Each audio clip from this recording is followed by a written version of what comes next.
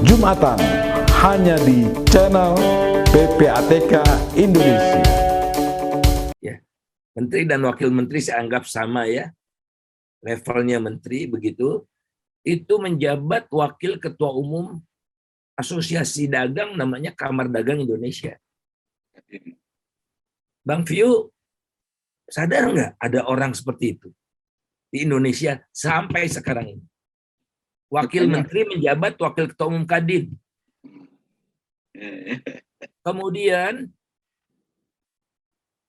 ada namanya Kartiko, wakil ketua umum Kadin merangkap wakil menteri BUMN.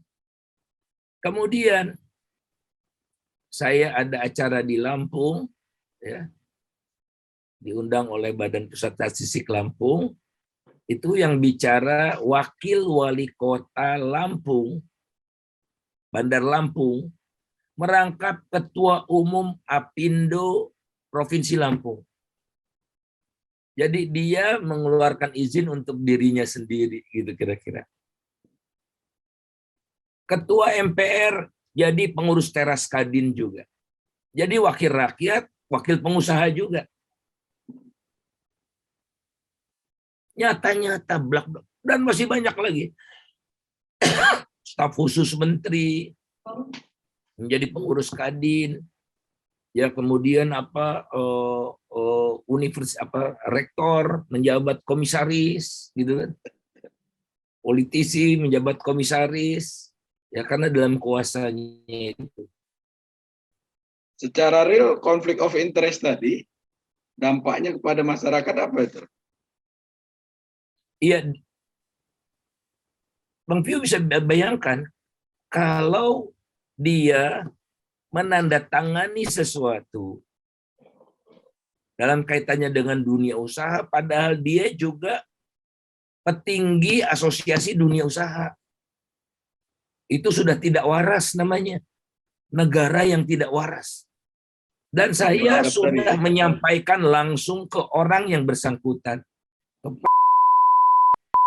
Mundur, salah satu. Nanti saya lapor ke Pak.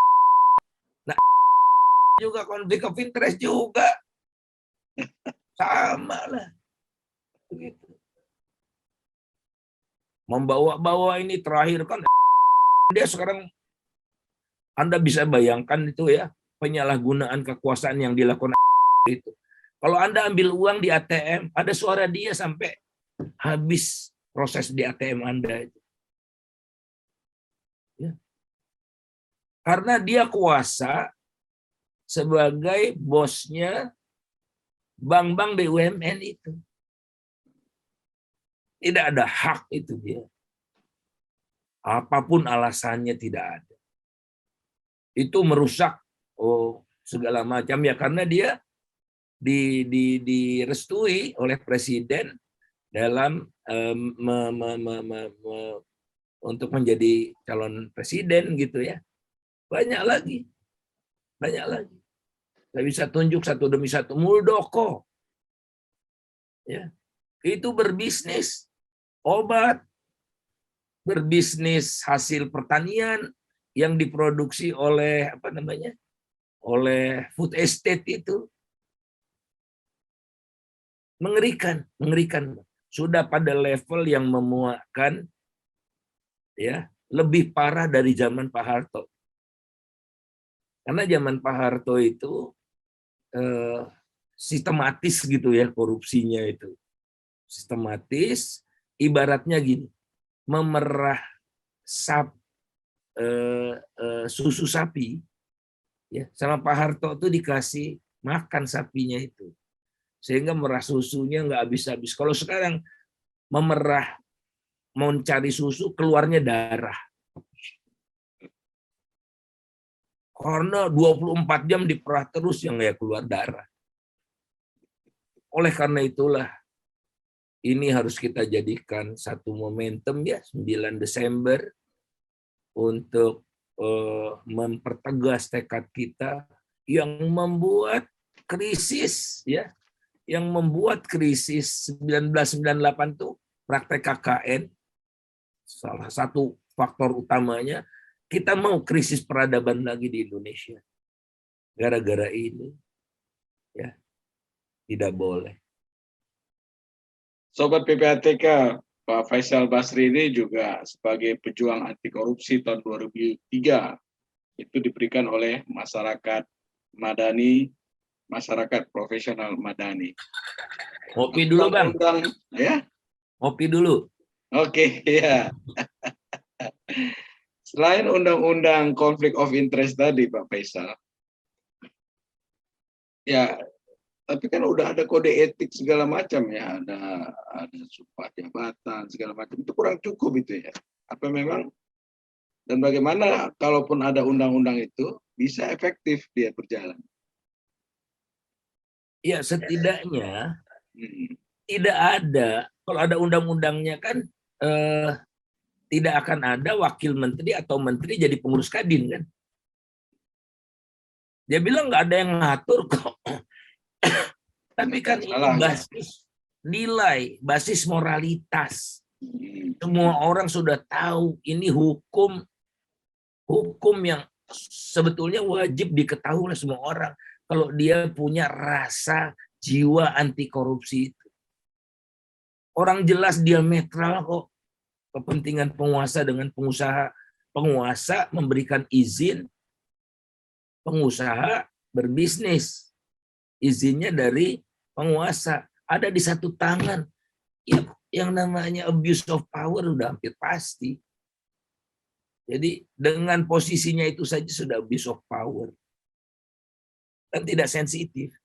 Nah pertanyaannya kenapa dibiarkan ya? Etikanya sudah serendah itu. Kenapa dibiarkan? Karena ya sebagian besar elit itu seperti itu. Nah oleh karena itu nilainya turun kan, peradabannya turun.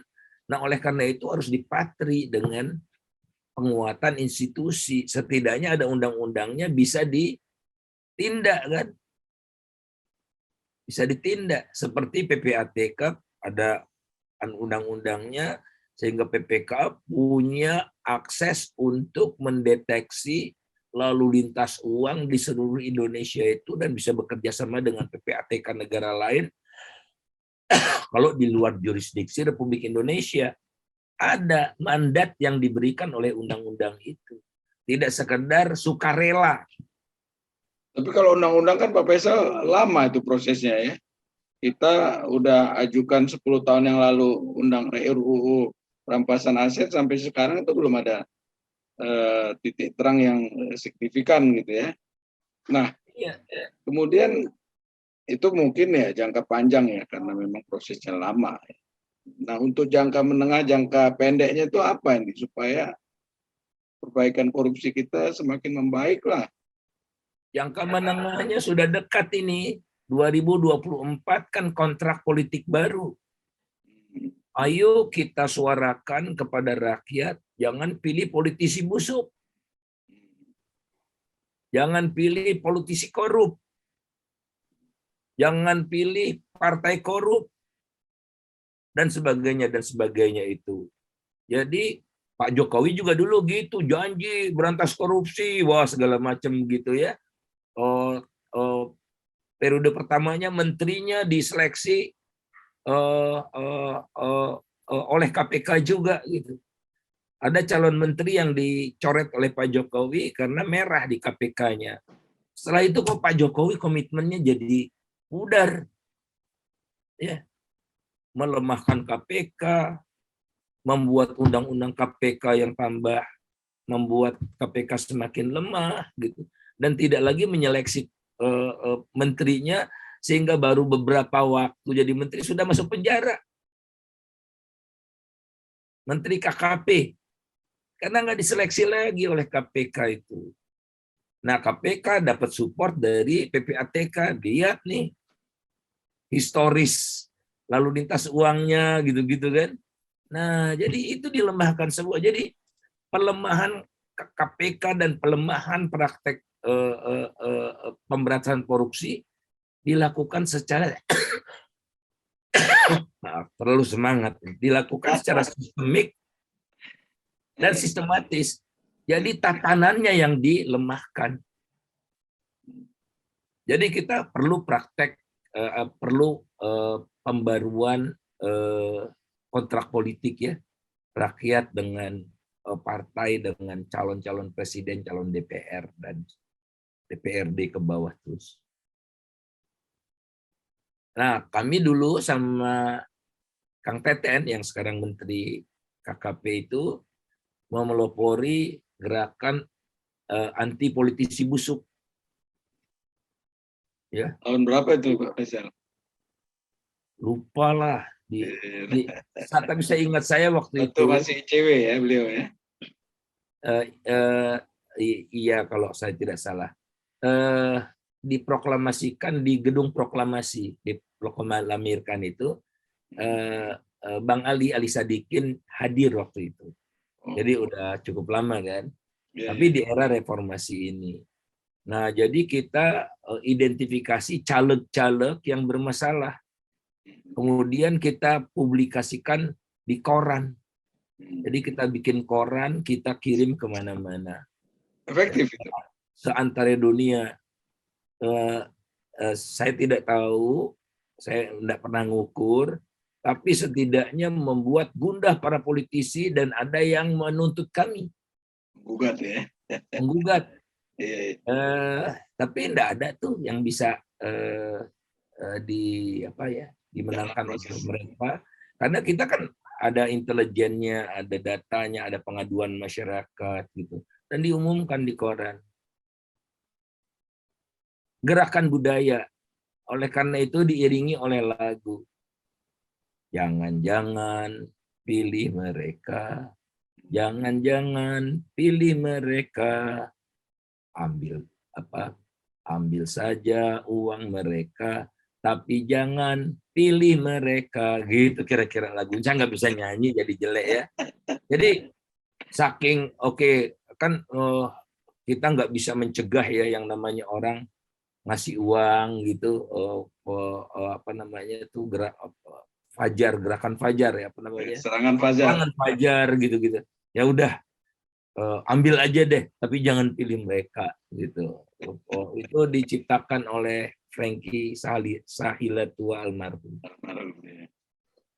Itu jangka menengah, jangka pendeknya ini yang sangat mendesak. Ini apa yang harus kita lakukan nih sebagai anak bangsa lah.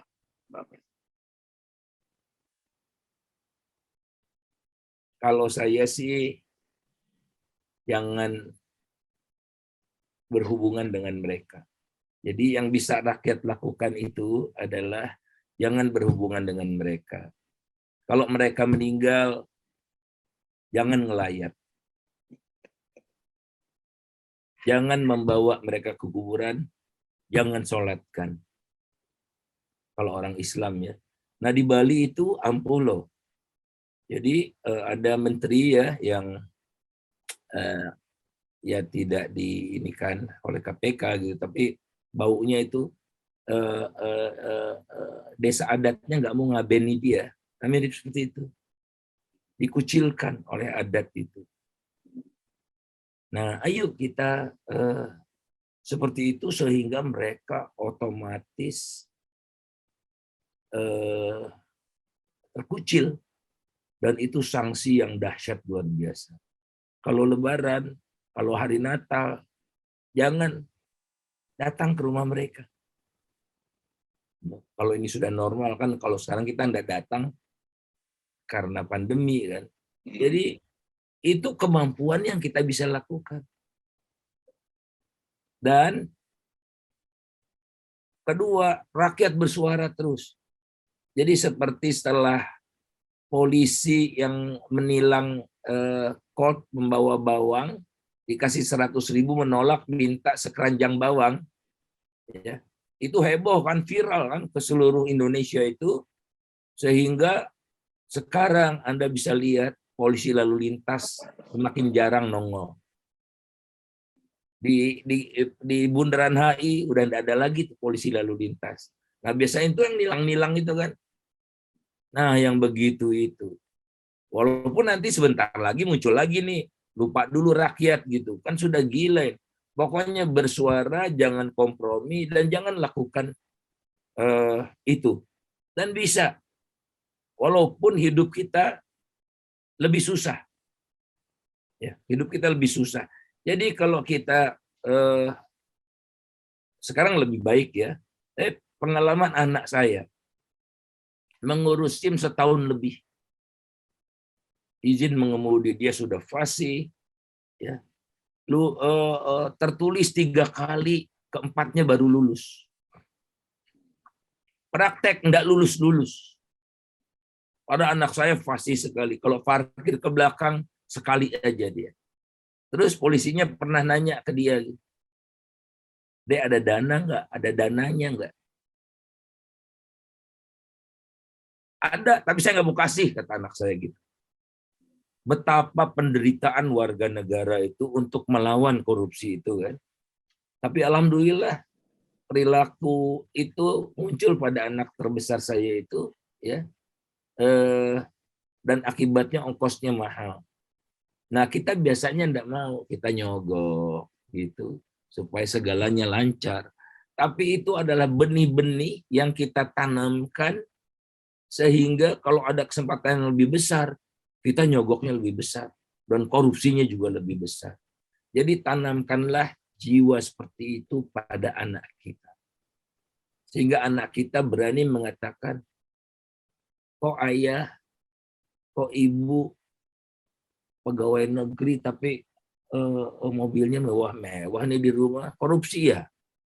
Anak berani kayak gitu. Ya, jadi dari pendidikan yang sekarang juga kita bisa lakukan. Dan saya optimis itu bisa. Kalau setiap individu kita juga ikut proses pemberantasan korupsi. Oke, Sobat PPATK, banyak sekali informasi, masukan, dan tua juga ya dari Pak Faisal Basri buat kita Sobat PPATK. Mudah-mudahan langkah-langkah yang disampaikan tadi itu bisa direalisasikan. Pertama misalnya bagaimana kita sebagai warga, sebagai Sobat PPATK ikut di dalam mencegah memberantas korupsi untuk tidak memberikan peluang terhadap korupsi itu sendiri dalam hal mengurus apapun, misalnya SIM, kalau diminta sogok ya jangan lakukan ya.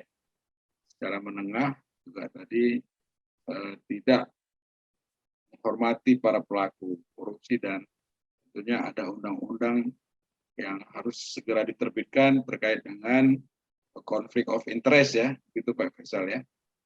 Betul. Sangat bermakna ini apa yang disampaikan oleh Pak Faisal ini, dan kita akan jumpa lagi di Jumatan. Jumpa PPATK Pekanan. Kalau bersih, bersih, kenapa harus risih? harus risih?